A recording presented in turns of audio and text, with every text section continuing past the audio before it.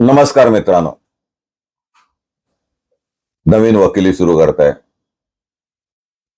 खूप मोठ्या अपेक्षा आहेत, द्वंद्व आहे. वकिली करावी की एखाद्या सॉलिसिटर फर्म मध्ये नोकरी करावी, सरकारी नोकरीत जावं, UPSC करावं, MPSC करावं, की प्रत्यक्ष कोर्टात काळा कोट घालून सनद घेतलेली असल्यामुळे वकिली म्हणून सुरुवात करावी, आपलं नशीब आजमावावं. हा एपिसोड नवीन वकिलांसाठी आहे. तुमचं वय साधारण 25 ते 30 वर्षाच्या दरम्यान असतं. अभ्यास करून दमलेले असतात, अनेक परीक्षा दिलेल्या असतात. जे सोन्याचा चमचा घेऊनच जन्माला येतात त्यांचं ठीक आहे, पण सामान्य परिस्थितीतील मराठी माणसांना आपला मुलगा वकील व्हावा असं वाटतच असं नाही. कारणही अनेक आहेत. आता या क्षेत्रात सुद्धा AI चा प्रवेश झालाय. ही तर मोठी अडचण आहेच. स्पर्धा प्रचंड आहे. वकिलांचे कारखानेच प्रत्येक शहरात निघालेत, लॉ कॉलेजेस निघाली, खाजगी विद्यापीठे तयार झाली. त्यामुळे भरपूर पीक येतं. पूर्वी कसं गावात एखादाच वकील असायचा, त्याचा मुलगा वकील व्हायचा, मग त्याचं स्वागत केलं जायचं. परिस्थिती बदलले, कॉम्प्युटर आले, इंटरनेट आलं.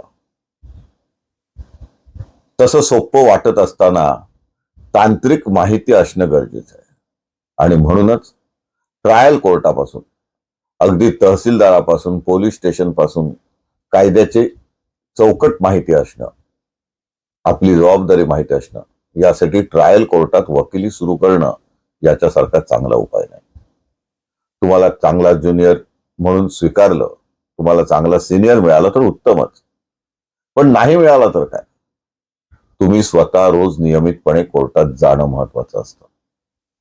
चांगले खटले ऐकणं, त्याच्या नोट्स काढणं, सिनियर वकिलांशी बोलणं, तो खटला ज्या सरकारी वकिलांनी चालवला, ज्या सिनियर वकिलांनी चालवला, त्याच्याकडे जाऊन शंकांचं निरसन करणं, त्याबद्दल शोध घेणं, यासाठी ChatGPTचा, जेमिनीचा, AI चा सगळ्याचा वापर करणं.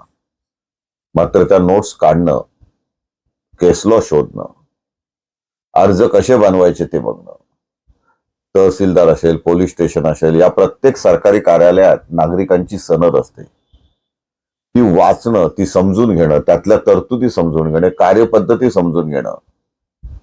तालुका न्यायालय असेल, दिवाणी न्यायाधीश प्रथम वर्ग असतील, CJM असेल, फौजदारी न्यायालय असेल, JMFC असेल, सिव्हिल जज सिनियर डिव्हिजन असेल, ज्युनियर डिव्हिजन असेल, कामगार न्यायालय असेल, ग्राहक मंच असेल, ट्रस्ट ऑफिस असेल, सहकार न्यायालय असेल, DDR असेल, सहकार खातं असेल, अशा सर्व खात्यांमध्ये, सर्व कार्यालयांमध्ये सुरुवातीच्या काळात जाऊन तिथली कार्यपद्धती बघणं, अनुभवणं, तिथे वकील कशा प्रकारे हजर होतात, युक्तिवाद कसा करतात, आपण जे शिकलोय त्याच्यात आणि प्रत्यक्ष वस्तुस्थितीमध्ये काय फरक आहे याचा अनुभव घेणं अत्यंत महत्वाचं असतं.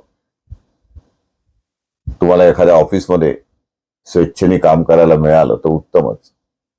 मग तेथील ब्रीफ वाचणं, ती ब्रीफ नीट लावणं, फाईल नीट लावणं, त्याबद्दल सिनियरला चौकशी करणं, आपल्या नोट्स काढणं, त्यावर चर्चा करणं, तो खटला किंवा तो दावा कसा बनवायचा, कागदपत्राची छाननी कशी करायची, वर्गवारी कशी करायची, दोषारोप पत्र कसं वाचायचं, आणि मग न्यायालयात जामिनासाठी असेल, तुर्तातुर्त मनाई हुकुमासाठी असेल, दावा दुरुस्तीसाठी असेल, वारस रेकॉर्डवर आणण्यासाठी असेल, दिवाणी असेल, फौजदारी असेल, सहकारी क्षेत्रातलं काम असेल, ही सर्व कामे अनुभवणं महत्वाचं असतं, शिकणं महत्वाचं असतं. आणि यासाठीच साधारण 1 वर्ष तरी तुम्ही ट्रायल कोर्टात प्रॅक्टिस केल्याशिवाय मुंबई उच्च न्यायालयात किंवा सर्वोच्च न्यायालयात जाण्यात काहीच अर्थ नसतो. वेळ जातो, पण ही पायाभरणी पक्की होते आणि ती खूप महत्वाची असते.